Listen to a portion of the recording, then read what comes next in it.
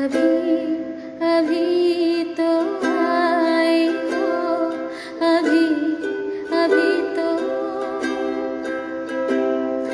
अभी अभी तो आई हो, बाहर बन के छाई हो, हवा जरा महक तो ले, नजर जरा बहक तो ले, ये शाम ढल तो ले जरा,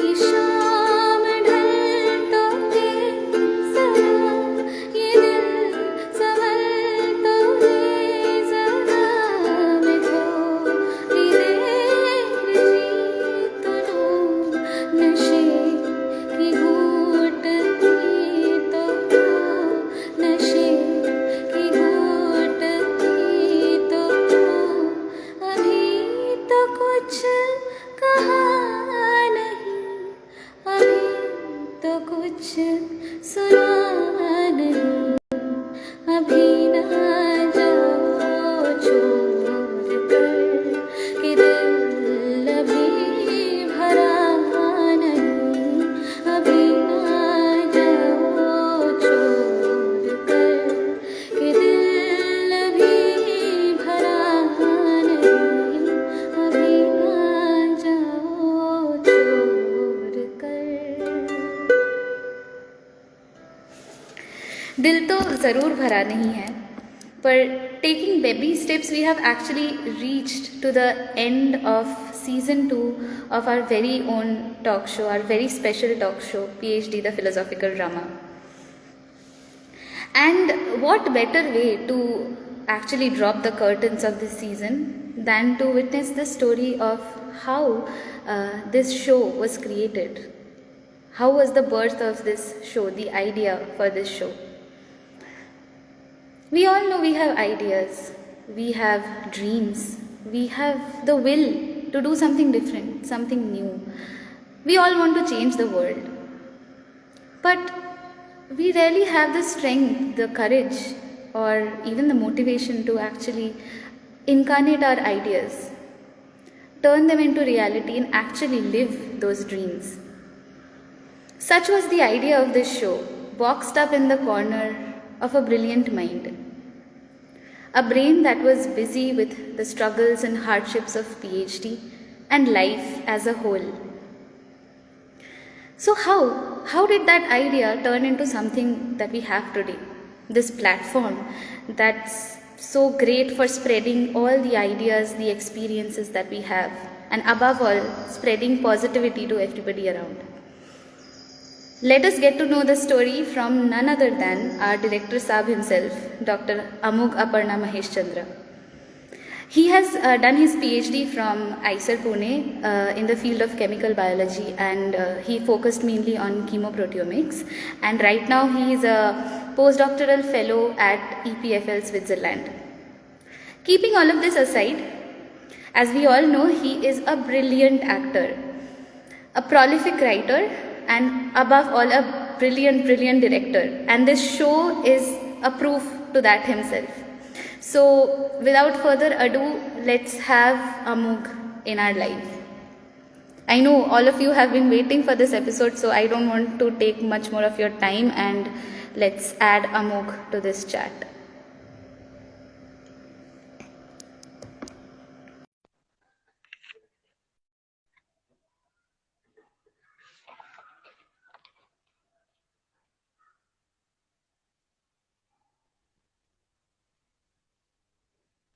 Hello, Amog.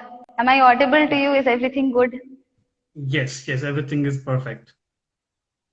This was a dream. This was something that I wanted to do since day one of this show. I wanted to have a conversation with you in this platform, which is your brainchild. So I would not thank you for coming to this show today, but what I would like to thank you for is actually gifting all of us this show, this idea, this brilliant idea that you had. So thank you for doing that. And I would like to reiterate the fact, I have told you this before, but I want to reiterate that this is perhaps the best thing that I have been a part of. So amidst this pandemic and all of this negativity all around, thank you from all of us uh, for giving us this hope at the end of every week, this brilliant story, some push every week that helps us to go back and fight the world the next day. So thank you so much for doing that. My pleasure. I think you've put me into a very big role, but honestly, it's not just me who's done it. It's you, and we should not forget people who've come ahead and shared their stories. They were happy to share their stories. PhD is not a fun thing. Or if you look at the entire picture, it's not a very fun thing. So it's something that they also contributed extensively, and we must be thankful for. I mean, most people, without a second thought, they just said yes, and yes, Yes. we will come and do it. So that was brilliant.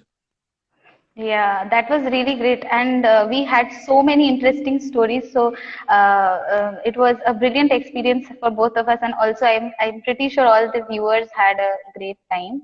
So Mhm. coming back to your story, I would like to ask you, going back in time, how did you realize your love for science? What is it that instilled your love for science? Firstly, I'll tell you it's very different and very nervous to be on the other side of the live call, and I hope I don't I do justice to what I'm doing right now.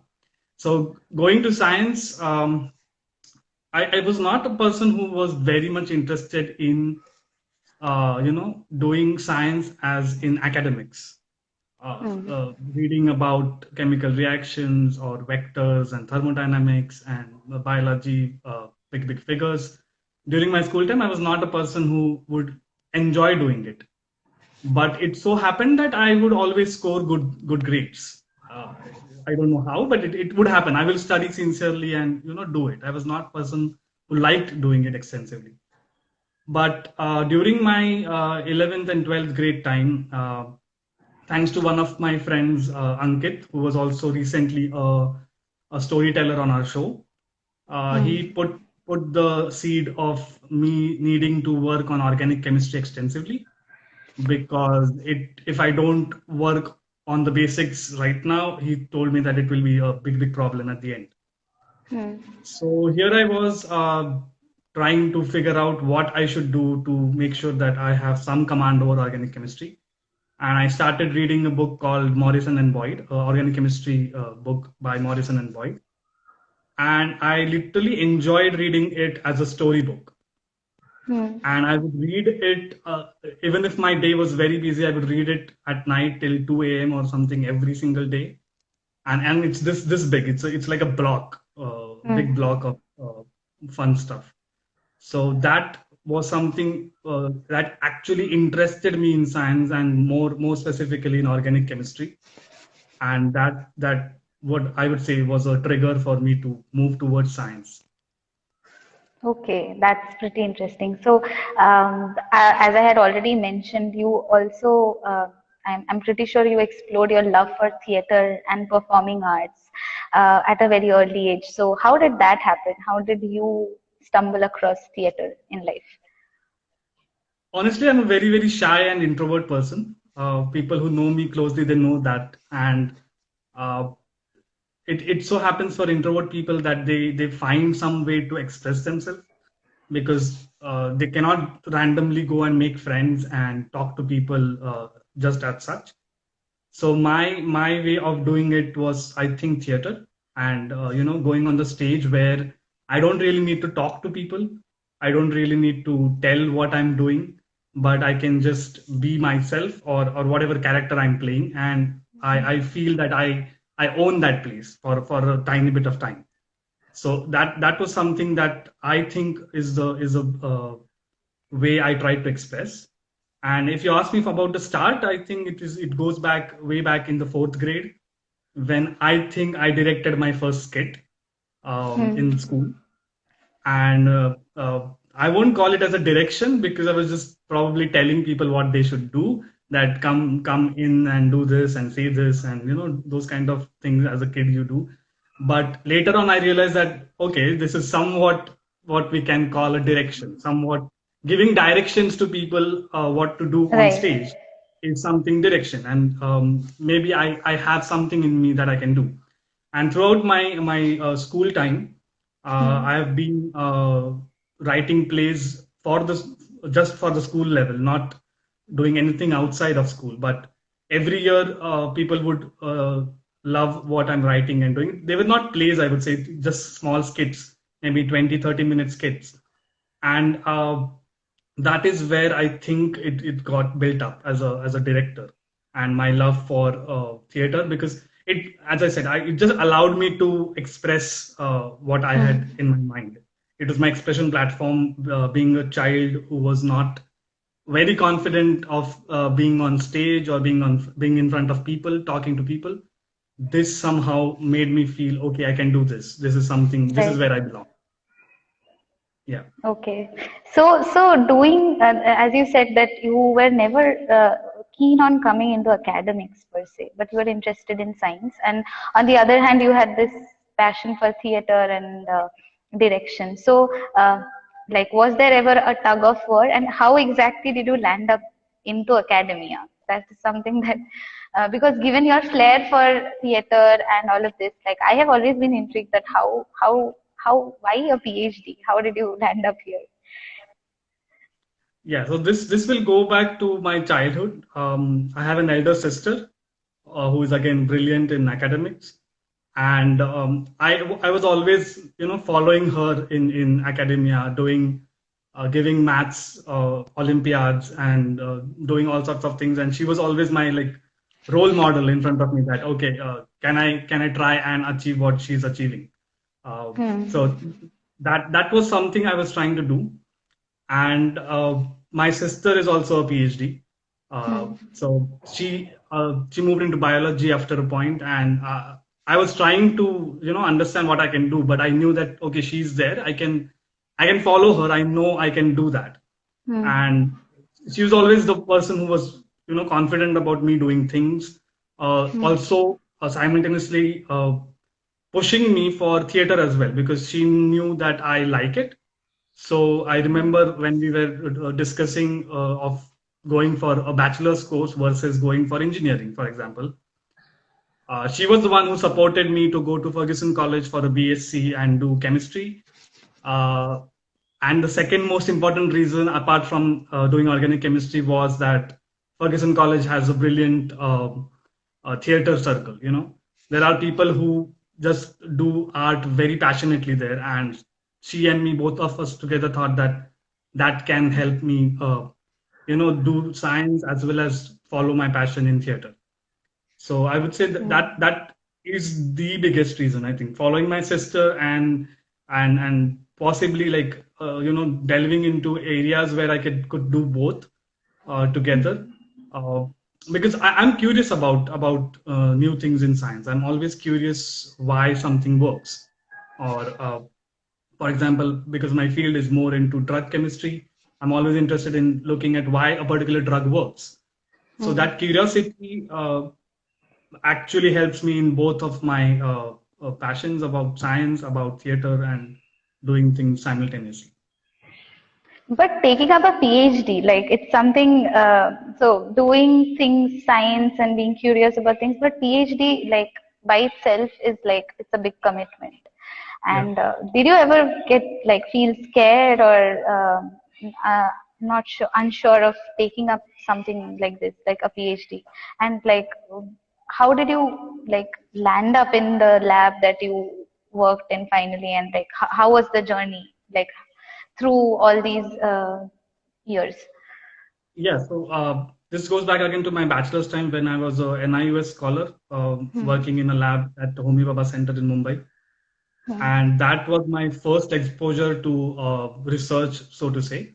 Hmm. Apart from the book science that we read and the Hmm. courses that we take, it was something that okay, I can do some cool reactions in the lab and find out some problem I can try and solve. That was the first exposure that I had. Uh, at the same time, I had friends from IISER Pune and IISER Kolkata who were in the same program and doing research with me in the same lab on different problems. That is when I came to know about something called IISER, and slowly I got to know that there is a program, integrated PhD program in IISER. And I had been to IISER as a team member of Mimamsa, which is the national quiz of IISER Pune. And I was very excited about the way these people think about science. So I thought it's a good thing to apply for it and see what I can do about it. And I was applying for different places at that time. And I got through IISER through a very strenuous interview and written test and everything. And I remember talking to one of my mentors at NIUS, and when I told her that I've got through IISER, she was elated. She was like, "Okay, you have to go there. You cannot not go there because that's the perfect place for you, and it's a good thing for your career." But honestly, coming back to your question, I did not have a great idea about what PhD is all about, and that I think is the biggest loophole in the system. I would say, lack of a better word, but we do not have an idea about what PhD requires, what PhD demands out of you. Although my sister was in the middle of her PhD at that time, and but she was in the US, I could get a feel of what PhD is, but not extensively. So my bigger future plan was, okay, I am here to solve problems, which we all come with, right? We come with that planning that, Right. okay, I'm here to solve the biggest problem. I'm going to solve and make a drug that works wonders for TB, for example. And with that thought in mind, I think I joined the lab that I joined, which was a medicinal chemistry lab. Yeah. That was probably the motivation for joining the lab. Okay. That's great. Like, I think, and that's something that we are actually trying to get at eventually, is like defining to people what PhD is. Like, I think way back then it was not like there were not many platforms or to inform people how PhD is like, or even the procedure of applying. Forget about the mental struggles and all of that, but even knowing academically, it was not out there. So it must have been pretty challenging, and I think it's very normal. Not like, even with all of these nowadays, we still are clueless whether we want to do something or not. So I think that is something. And yeah, eventually coming to my next question. So when you came into a research institute, so we know that a research institute is something that's mostly there's an ambience of academics and studies and classes and labs and all of it.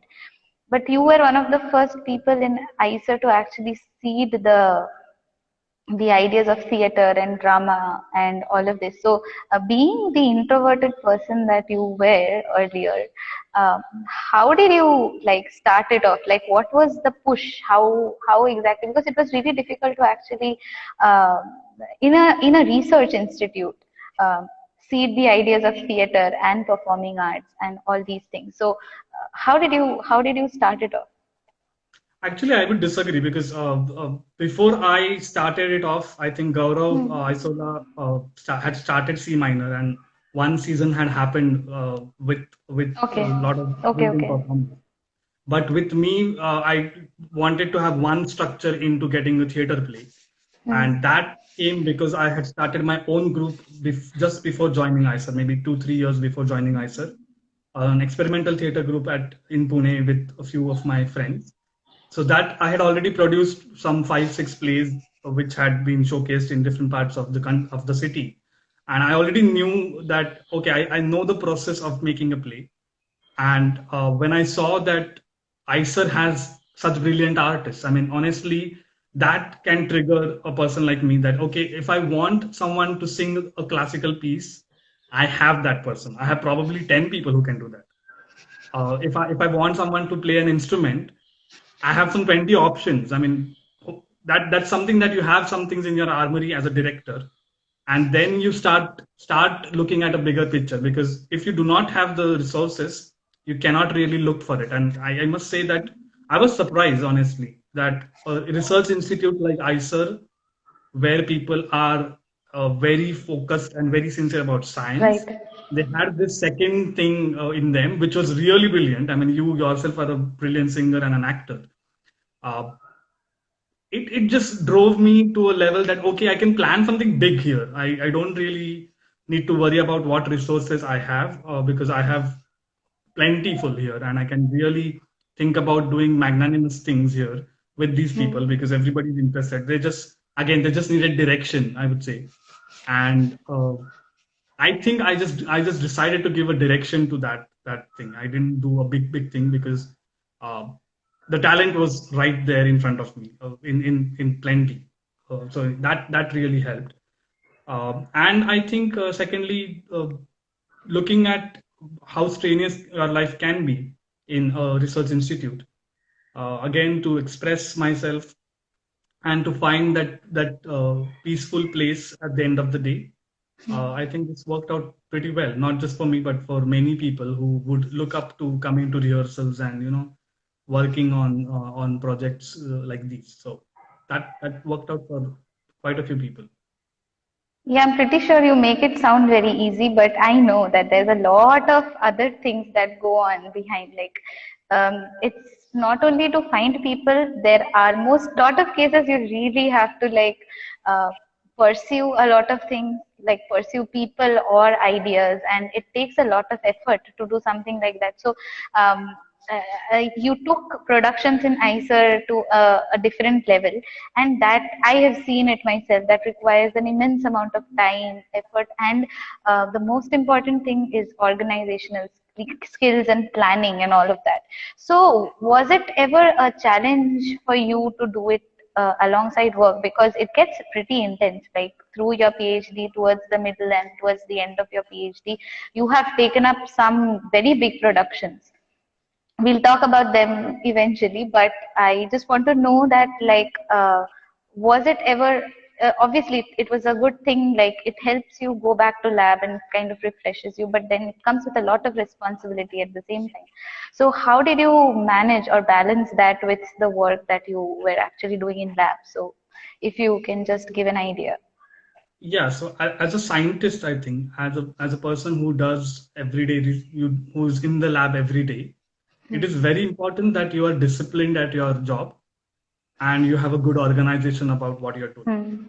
I think these two things, if you do not have, more times you will be struggling with things, right? You can't really do plan your experiments properly, or organize your data properly. So minimum basic level of discipline and organization should be there, and you develop it as you go up the ladder with science and with doing research in a PhD.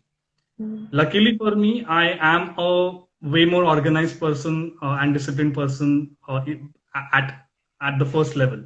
So I throughout school I was that person who was very disciplined, and I've been ridiculed at for being too disciplined and uh, too organized to say. Yeah. But that helps as a director, as a producer, I would say, because you exactly know what you want to do. Uh, you know what you want from the people around you. Because, see, honestly, everybody has very, very tight schedules. So you're looking at uh, 3 hours every night from people who are busy like for 12 hours in the day. And you're looking at some 50 people like that. So if you Yeah. cannot have discipline and organization, it is very difficult to bring this 50 people together and put it into one setup and get out some brilliant thing out of them. So I think that is the biggest thing of discipline and organization. But to add that was the passion of every single individual, including me. I was very passionate about doing theater, about performing, about bringing out what affects me as a problem in the society or an idea that strikes me, and the passion of the people who are working with me. Someone is very passionate about music, and they really want to perform in their best possible way and want to give it to the team. Someone is very passionate about dance. Someone is very passionate about acting. Someone is passionate about writing a brilliant script. So when you can organize and use this passion in a good way, and put it in a format that can get it to a bigger level, it just multiplies. It automatically multiplies when you get people together in this way and try and nurture these passion and take it to a level that uh, everybody is very happy about. People want to do it then.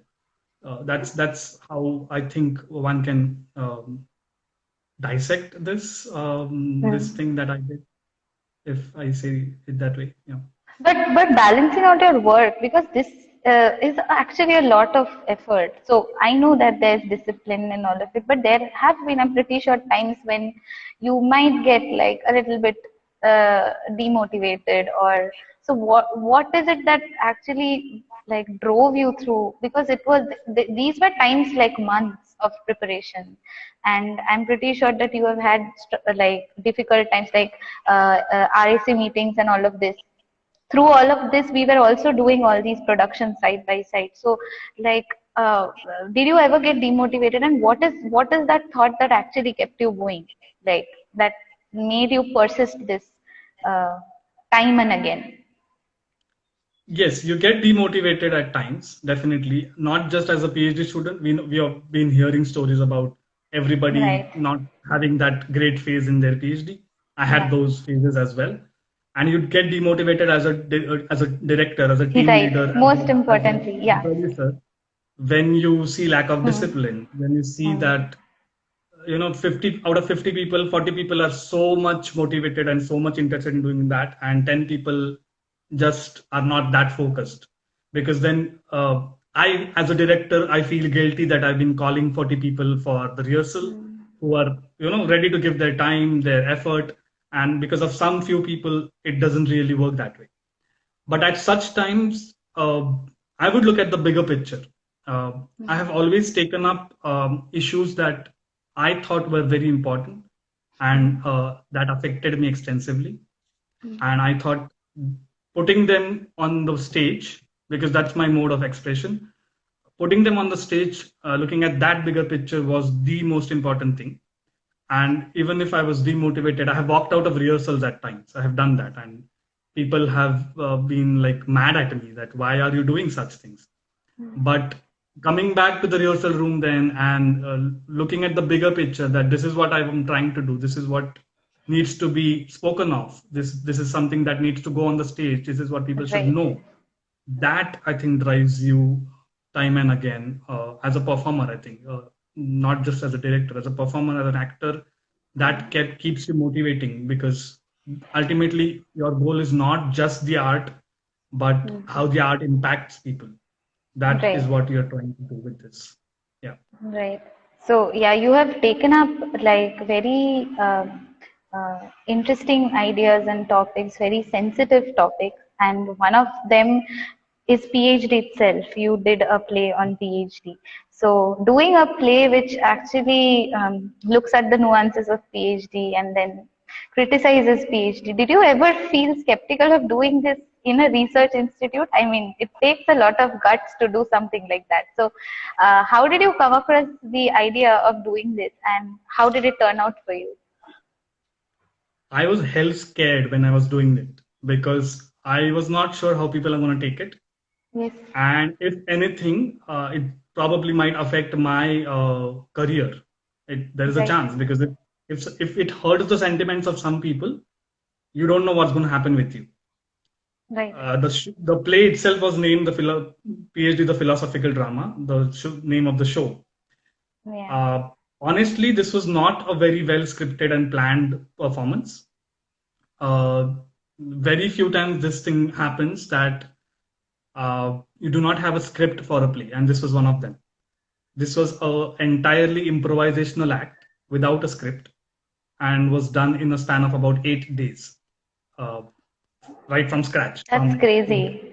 That Yeah, is that's crazy. That crazy. sounds really crazy, and that was Yeah. very crazy because you Yeah. don't. I have no idea about what all characters I want to take up. Hmm. I had idea about two, three characters, main characters that should be playing the roles of the Hmm. protagonist or one sutradhar, and then I did not have the idea about how to do it. And honestly, I think I just put in the experience that I had of all these years as an artist, as well as a PhD student, because Hmm. I'm so close to knowing what struggle a PhD student goes through, Hmm. um, and probably I'm very more sensitive to issues that go around me in the Right. lab or in the institute itself.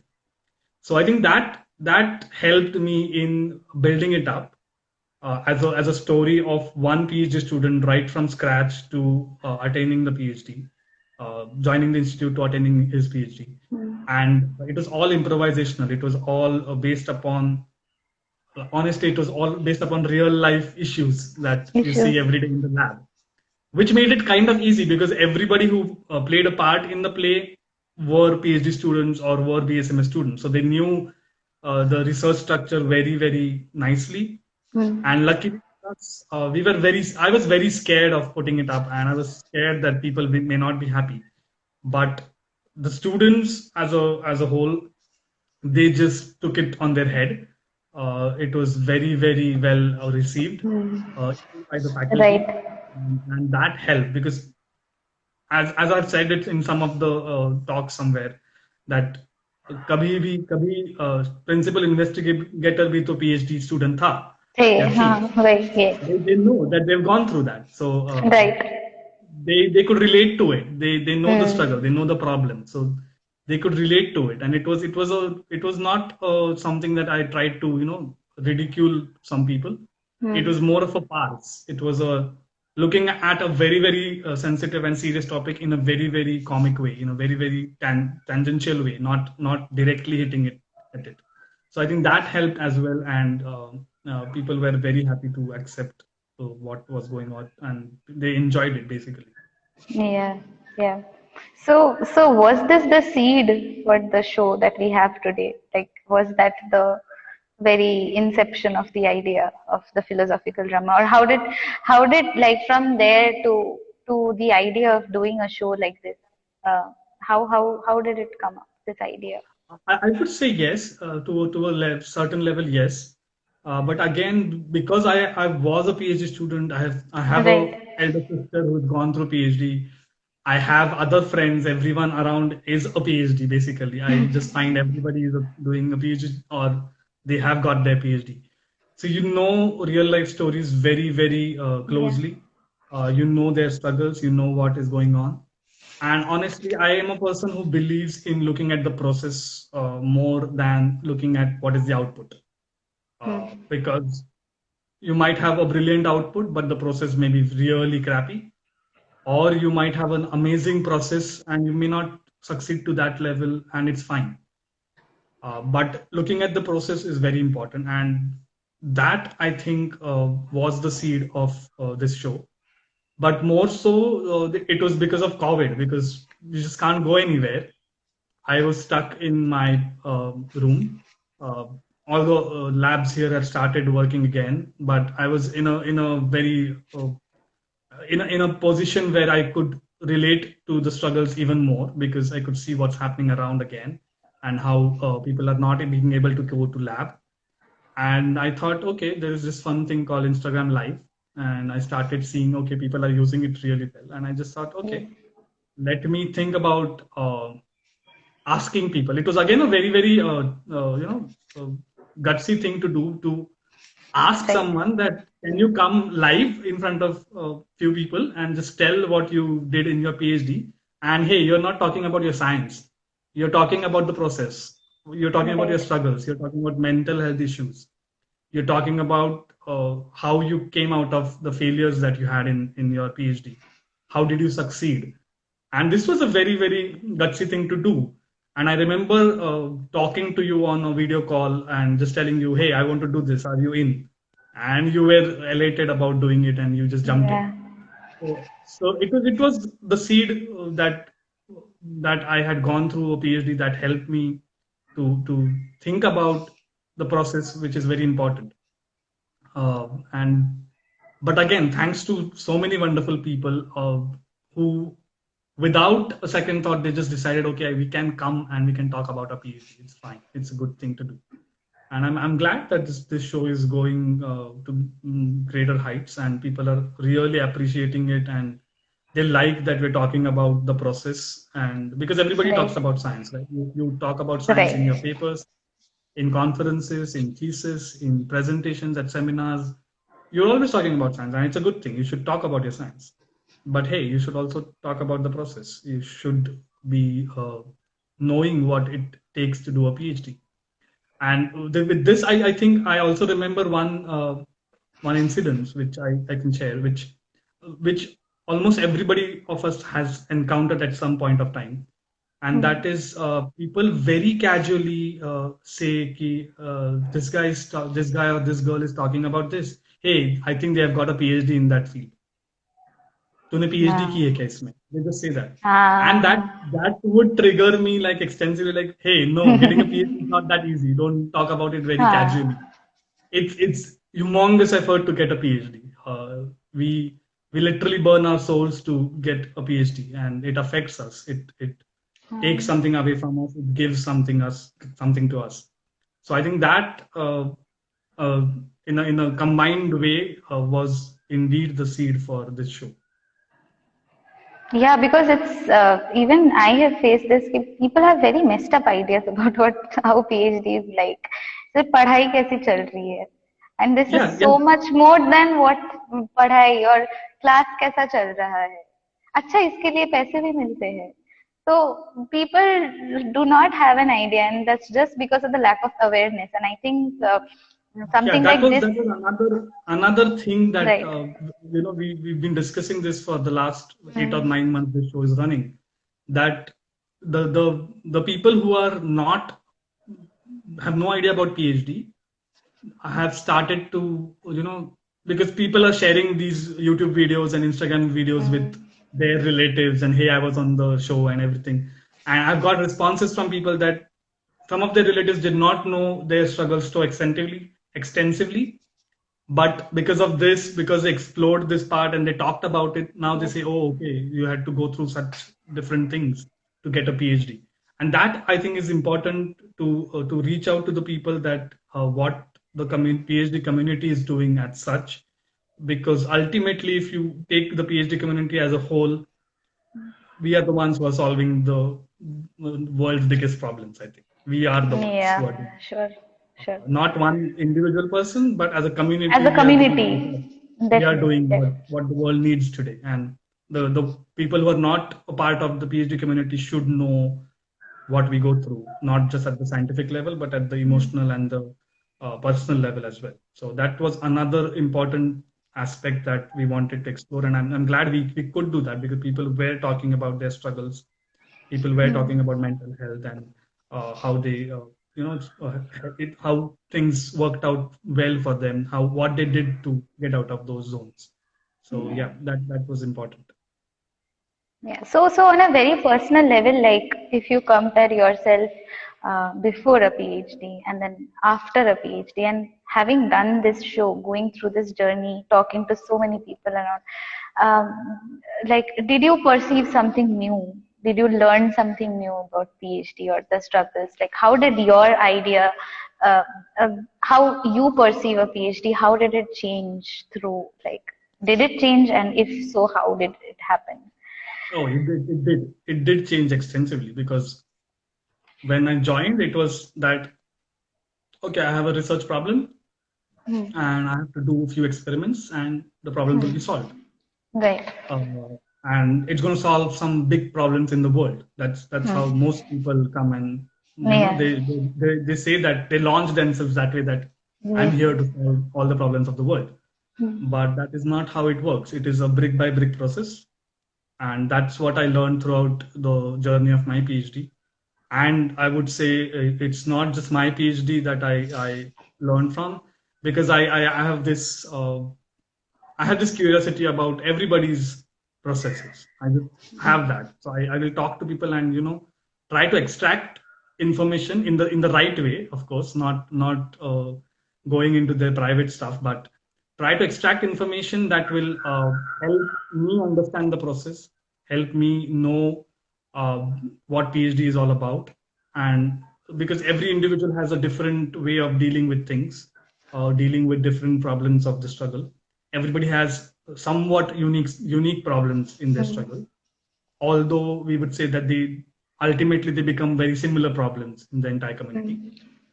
So that helps to look at the bigger picture. If you just start it's again research. You start Right. compiling data, you start looking at statistics. I would Hmm. read a lot of papers where people talk about mental health in academia and what they are trying to do and how the school structure needs to change, how the PIs need to start becoming more friendly with their students, and so on and so forth. A number of things, but this entire journey actually helped me to realize that bigger picture of uh, what PhD can give you, not just as a person, and not just as a scientific domain, but more as a human being, as an individual. That it has helped me to grow as a person, and I'm more open to understanding not just science problems, but I would say psychology problems, human relation problems, for example. And this would not have definitely happened if I've not gone through PhD, because it has a reflection on my theater as well, because Right. we talk about psychology in theater. We talk about the psychology of a character, why a particular character behaves in a way, and this process has definitely helped, and that's the reason I call it a drama. I call it a philosophical drama, because it is a drama. It has all the things that a drama needs. It has struggle, it has an arc, it has characters, it has a motive, uh, and it has a climax, and it has a all wends well wala feeling. So it's a drama. It's Hmm. a philosophical drama, and it's Right. something that people do enjoy once they are out of it, because they know what they've earned from it. And uh, I think I answered what you were looking.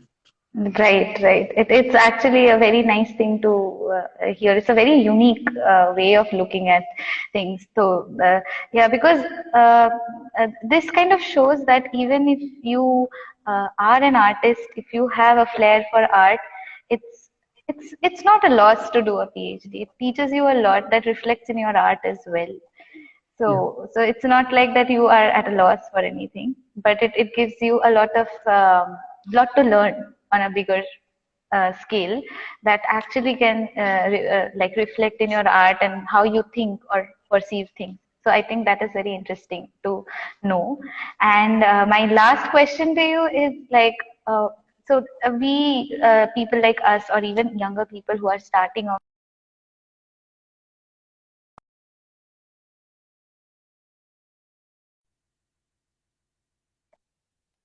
Yeah. Yeah. So people who are kind of starting off, and not only about something like this, but they have ideas in general.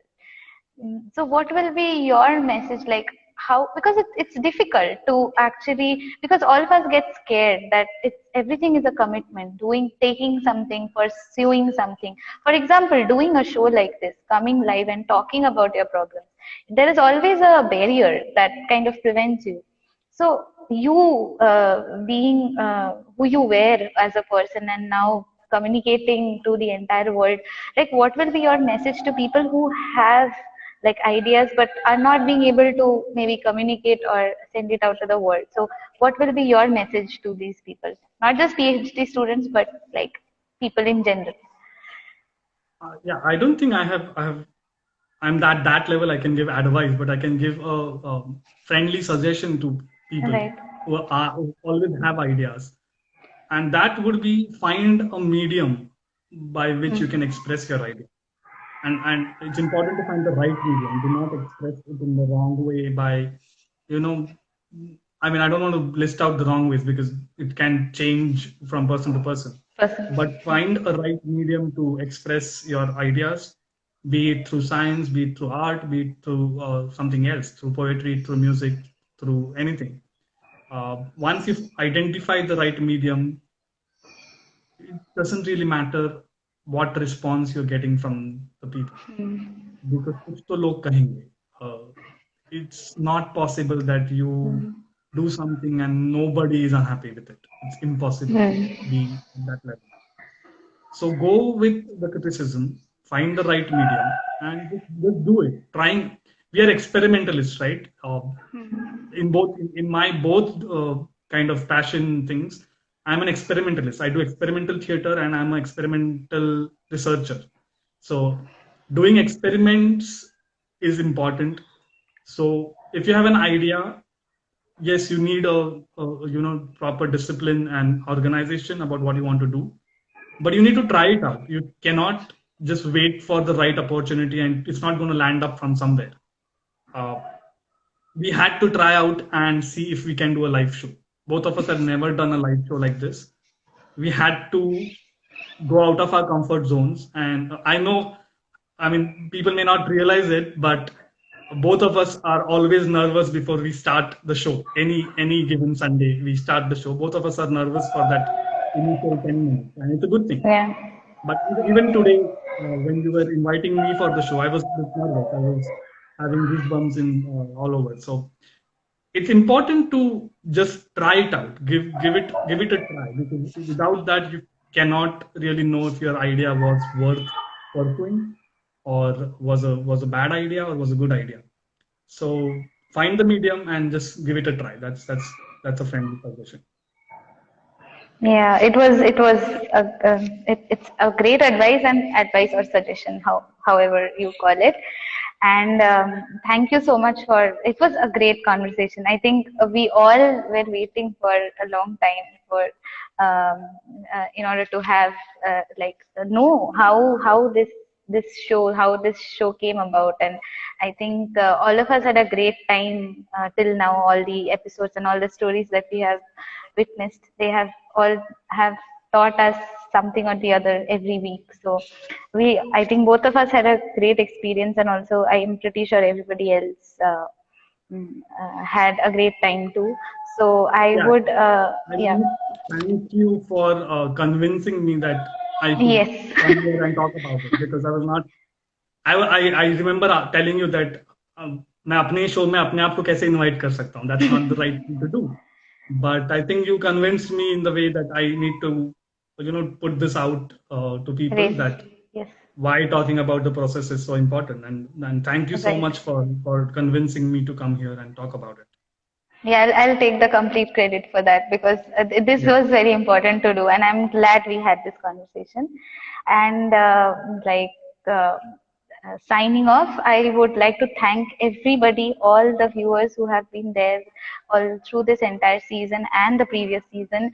Thank you for supporting us, for showing us so much love that you have, and keep showering us with the love that you have been. And share our page, share our stories to more and more people, subscribe to our YouTube channel and send it across different platforms so that we can reach out to more people. The entire idea is to spread all these ideas to more and more people and spread the positivity all around, and motivate people to do science, to do new things, to do different things, and have the courage to do it and talk about the process. And so I think that's very important, and that's only going to happen if you guys support us and the way you have been. And do let us know how you felt about this season. If you have any suggestions, if you have any criticisms, if you have any good things to say, please don't hesitate to write to us. It would help us a lot. And take care, and we both will be back very, very soon with another very, very exciting and power pack season 3. So thank you everyone. And before we leave, before we sign off, अमोघ बहुत दिन से wait कर रहे थे इसके लिए. Please तुम्हारी लिखी हुई कुछ शायरी, हमने सुने हैं कुछ through the seasons, and some things that you have recited over the past couple of months, but तुम्हारी लिखी हुई कुछ शायरी मैंने कुछ सुने हैं पहले. I really want people to hear it, and तो please कुछ सुना दो गाने से पहले. कोशिश करता हूँ कुछ ऐसे ही लेवल पे कुछ सुनाने की, जो talks about the fire in you, or why you should not be worried about what people do, and basically what you can do for yourself. तो कुछ तीन शेर मैंने शॉर्टलिस्ट किए हैं अपने नोटबुक से. तो the first one is about the fire in you. अर्ज किया है, गौर फरमाइएगा. चरागों को यूं ही झुलसने ना दो, चरागों को यूं ही झुलसने ना दो, ये बड़ी बेअदबी सी है। इल्म ही नहीं है इन्हें आग का, इन्हें तो बस जलने की जल्दी सी है। बहुत सुंदर, very nice. The second one is about why should you think about other people when you're doing something, you know. तो मैं आज कोशिश तो कर लूं जीने की, हर्ज ही क्या है। मैं आज कोशिश तो कर लूं जीने की, हर्ज ही क्या है। किसी और दिन आना, किसी और दिन आना बताने मुझे कि मेरी औकात क्या है। वाह, बहुत सुंदर. And then this final one is more so about what it's about passing the torch. You know, you do something great, you just don't keep it to yourself. Give it to people who can do it, and see what happens. It might just end up being even bigger and magnanimous. तो मैं अपनी जिंदगी को इबादत में किसी को दे आया, मैं अपनी जिंदगी को इबादत में किसी को दे आया, रूह ए फितरत को विरासत में किसी को दे आया। मैं अपनी जिंदगी को इबादत में किसी को दे आया, रूह ए फितरत को विरासत में किसी को दे आया। अब तो कारवां बनता चला जा रहा है अंदरूनी महफिलों का, और अब तो कारवां बनता चला जा रहा है अंदरूनी महफिलों का। ये दिल का तख्त, ये दिल का तख्त मैं किसी रूहानी सियासत को दे आया। शुक्रिया। शुक्रिया मूक, बहुत सुंदर था. And thank you for your Shayari, and hope we'll meet again very soon.